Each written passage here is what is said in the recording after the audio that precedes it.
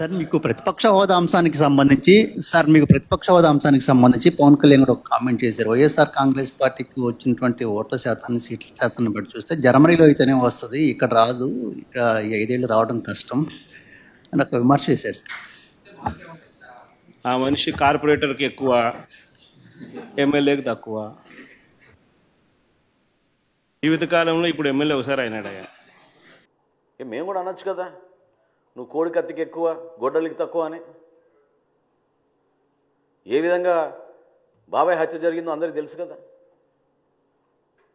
ఇది పద్ధత. ప్రజాస్వామ్యంలో మీరందరూ కూడా ప్రత్యేకంగా ఒక పద్ధతి ప్రకారంగా మాట్లాడుకోవడం అలవాటు చేసుకోవాలి. గౌరవ ముఖ్యమంత్రి గారిని, ఆయనకున్న అనుభవం, ఆయనకున్న పరిచయాలు, ఈరోజు భారతదేశంలో ఆయన కష్టపడి జాతికి అంకితం చేసిన అమరావతిని, పోలవరంని, విశాఖపట్నం స్టీల్ ప్లాంట్ని పూర్తిగా మీరు విధ్వంసం పాలు చేస్తే ఏ విధంగా కేంద్రానికి వెళ్ళి అక్కడ ఉన్న భారతీయ జనతా పార్టీ నాయకుల్ని, నరేంద్ర మోడీ గారిని, ఇతర నాయకుల్ని, ఆయన పవన్ కళ్యాణ్ గారు కలిసి రాష్ట్రాన్ని నిధులు తీసుకొస్తున్నారు. కలిసి పనిచేయాల్సిన సందర్భం కాదా ఇదని నేను అడుగుతున్నా జగన్మోహన్ రెడ్డి గారిని. మీలో ఏమైనా ఇంకిత జ్ఞానం ఉంటే రాష్ట్ర ప్రజల పక్షాన్ని నిలబడండి. అభివృద్ధి కార్యక్రమాల్లో మీరు పాలు పంచుకోండి. సంక్షేమ కార్యక్రమాలు ఎక్కడైనా పొరపాటు జరుగుతుంటే ప్రభుత్వం దృష్టికి తీసుకురండి. ఎన్నికలు ఇంకా చాలా దూరం ఉన్నాయి మనకి. ప్రజలు మన ఎన్నుకుంది 5 సంవత్సరాల పరిపాలన అందించమని.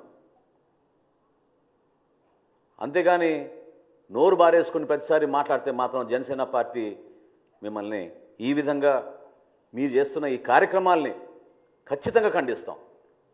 ఇది చాలా తప్పు. ప్రజాస్వామ్యంలో ఒక బాధ్యత గల వ్యక్తిగా, ఒక మాజీ ముఖ్యమంత్రిగా మీరు అందించాల్సిన సలహాలు, సూచనలు మీరు ఇవ్వండి. వ్యక్తిగత విమర్శలకి, కించపరిచే విధంగా, దానివల్ల మీకు ఏదో ఓట్లు పడిపోతాయి అనుకుంటే మాత్రం నిన్నటి ఎన్నికలే మీకు దానికి నిదర్శనం. నెట్టుకుంటూ ప్రజల్లోకి వెళ్తుంటే సివిల్ సప్లైస్ కార్పొరేషనే ఈరోజు 41 కోట్ల రూపాయలు అప్పులు చేసి మీరు వెళ్ళిపోయారు. ఏ విధంగా మీరు ఈ ఆర్థిక వ్యవస్థని ఇంత దుర్మార్గంగా ఇబ్బంది పెట్టారో ప్రజలందరూ కూడా చూశారు.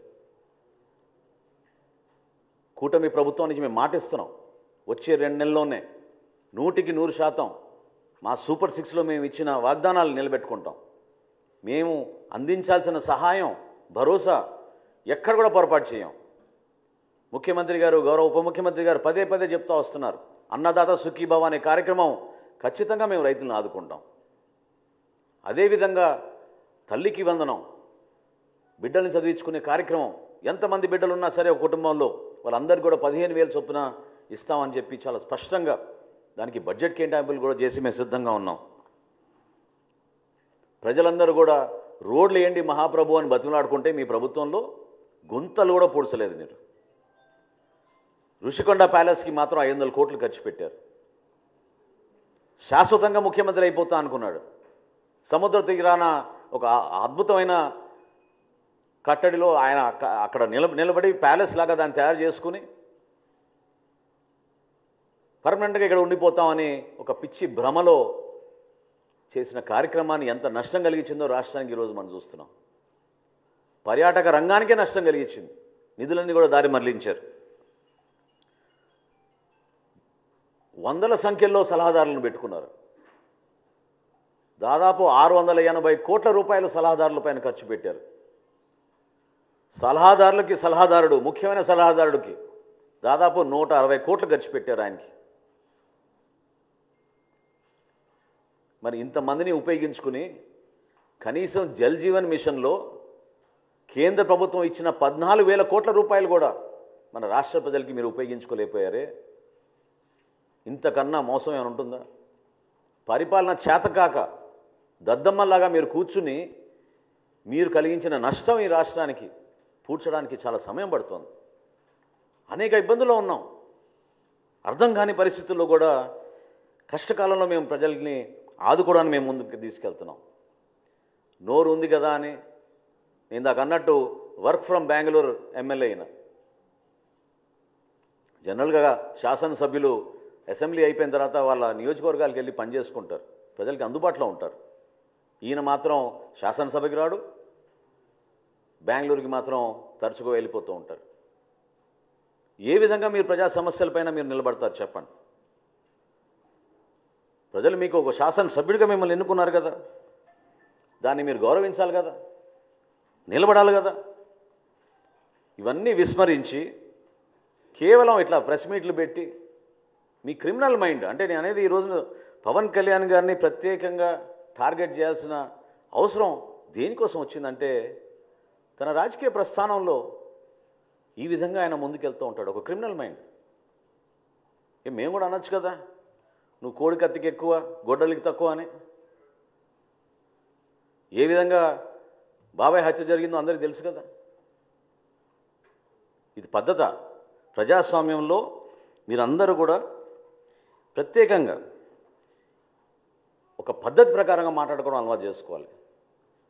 గౌరవ ముఖ్యమంత్రి గారిని, ఆయనకున్న అనుభవం, ఆయనకున్న పరిచయాలు, ఈరోజు భారతదేశంలో ఆయన కష్టపడి జాతికి అంకితం చేసిన అమరావతిని, పోలవరంని, విశాఖపట్నం స్టీల్ ప్లాంట్ని పూర్తిగా మీరు విధ్వంసం పాలు చేస్తే ఏ విధంగా కేంద్రానికి వెళ్ళి అక్కడ ఉన్న భారతీయ జనతా పార్టీ నాయకుల్ని, నరేంద్ర మోడీ గారిని, ఇతర నాయకుల్ని, ఆయన పవన్ కళ్యాణ్ గారు కలిసి రాష్ట్రాన్ని నిధులు తీసుకొస్తున్నారు. కలిసి పనిచేయాల్సిన సందర్భం కాదా ఇదని నేను అడుగుతున్నా జగన్మోహన్ రెడ్డి గారిని. మీలో ఏమైనా ఇంకిత జ్ఞానం ఉంటే రాష్ట్ర ప్రజల పక్షాన్ని నిలబడండి. అభివృద్ధి కార్యక్రమాల్లో మీరు పాలు పంచుకోండి. సంక్షేమ కార్యక్రమాలు ఎక్కడైనా పొరపాటు జరుగుతుంటే ప్రభుత్వం దృష్టికి తీసుకురండి. ఎన్నికలు ఇంకా చాలా దూరంగా ఉన్నాయి మనకి. ప్రజలు మన ఎన్నుకుంది 5 సంవత్సరాల పరిపాలన అందించమని. అంతేగాని నోరు బారేసుకుని ప్రతిసారి మాట్లాడితే మాత్రం జనసేన పార్టీ మిమ్మల్ని ఈ విధంగా మీరు చేస్తున్న ఈ కార్యక్రమాల్ని ఖచ్చితంగా ఖండిస్తాం. ఇది చాలా తప్పు. ప్రజాస్వామ్యంలో ఒక బాధ్యత గల వ్యక్తిగా, ఒక మాజీ ముఖ్యమంత్రిగా మీరు అందించాల్సిన సలహాలు, సూచనలు మీరు ఇవ్వండి.